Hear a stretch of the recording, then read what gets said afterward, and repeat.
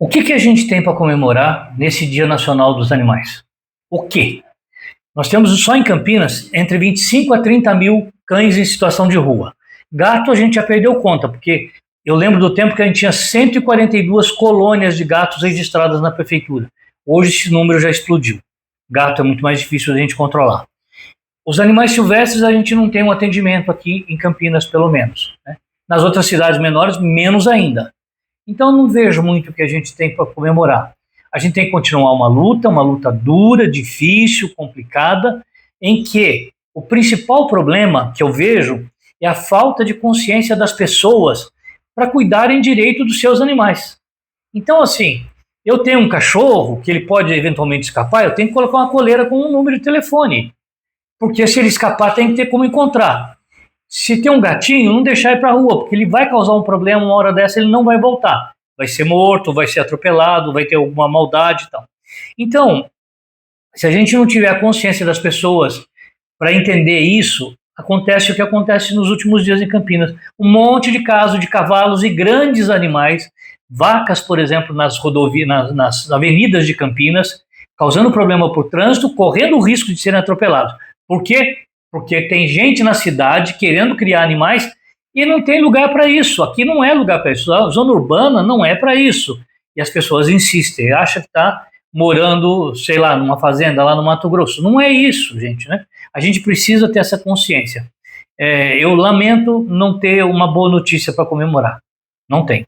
Acho que a gente precisa trabalhar muito para o ano que vem. A gente está sendo ouvido de novo e a gente está com um sorriso no rosto porque a gente evoluiu bastante. Ainda não é hora. Flávio, como é que está as adoções em Campinas? Aumentou em relação aos últimos anos, em relação à pandemia? Como é que está hoje a adoção de animais em Campinas? Olha, as adoções de animais em Campinas têm um marco histórico, antes e depois da pandemia. Porque até a pandemia, as entidades faziam feiras físicas. Você ia num pet shop, num supermercado, para encontrar uma feirinha. Depois da pandemia, a gente aprendeu na pandemia a fazer adoção pela internet. Colocar um animalzinho, mandar em grupos, o Zap, aquela coisa toda. Sabe o que acontece? Você não fica preso naquela feirinha, não vai alguém lá que vai querer adotar por impulso, porque meu filho quer um cachorrinho, porque eu gostei desse aí e tal. Não, ele foi na internet, ele viu, preencheu uma ficha de inscrição para adoção, foi analisada essa ficha, foi aprovado ou não foi, questionamentos são feitos e daí marca uma data para ele buscar. Então eu acho que, de certa forma, temos uma evolução nas adoções. É um pouco mais difícil de quantificar em termos de entidade, porque a gente não vê o pessoal na rua mais, né? É um ou outro apenas. É uma outra entidade que a gente vê fazendo adoção assim. Mas eu vejo, por exemplo, na Associação Amigos de Animais de Campinas, a gente tem adotado sempre, tem doado sempre. Vamos intensificar ainda mais nas redes sociais, mas tem dado bom resultado. Então, eu acho que evoluiu, mas não perdemos um certo controle de saber um monte de gente fazendo. Em relação a políticas públicas, Flávio, o governo federal adotou um sistema de cadastro nacional de animais, né? Como é que você vê isso? Com que olhar você vê isso de cadastrar os animais? Tem um cadastro por região, para saber a quantidade de animais que tem em casa, enfim. Olha, eu vejo isso como interessante para o governo, só para o governo.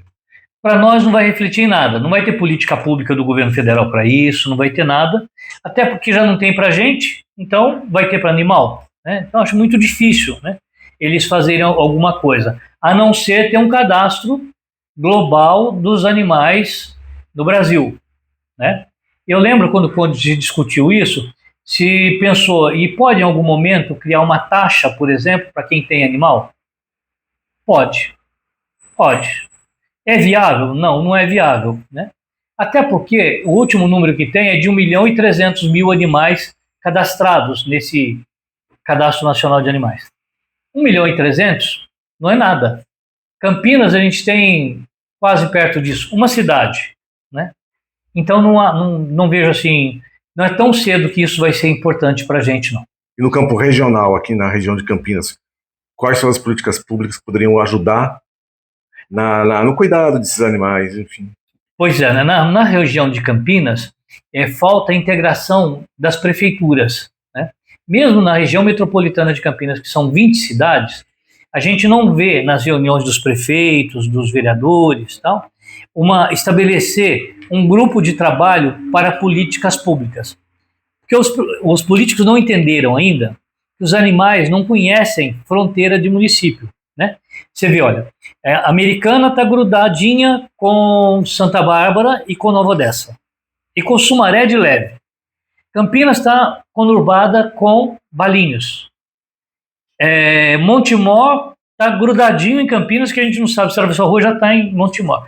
Então, os animais não sabem se eles estão em Campinas. O que interessa para os animais está circulando, andando, sei lá, né?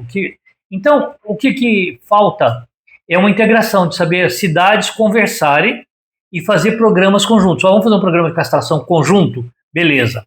Vamos instituir o SAMU Animal Conjunto? Beleza.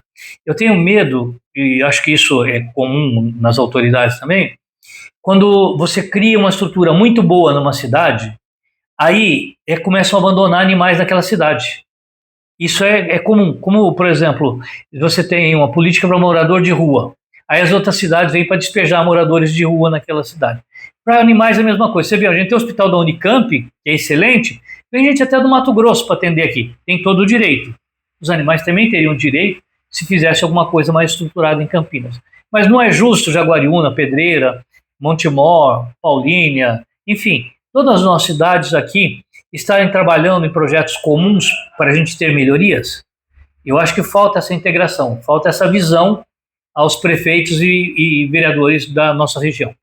E para finalizar, Flávio, a família que adota um cachorro, muitas pessoas acabam adotando por ser bonitinho, enfim, porque gosta do bichinho, mas quais são as responsabilidades que essa pessoa tem que ter na hora de tomar essa decisão de adotar um pet para levar para casa? Se você está pensando em adotar um bichinho, lembre-se, ele vive cerca de 15 anos.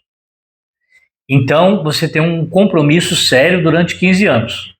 É uma vida que está sob os seus cuidados. Então, você tem que levar no veterinário, vai ter que dar remédio, acompanhar para ver se ele está bem de saúde, saber que se ele é pequenininho, ele está crescendo, ele é um molequinho que ele vai estar espoleta, ele vai querer estragar o sofá, enfim, vai ter um monte de coisinha que você vai ter que conviver e acompanhar para evoluir, né?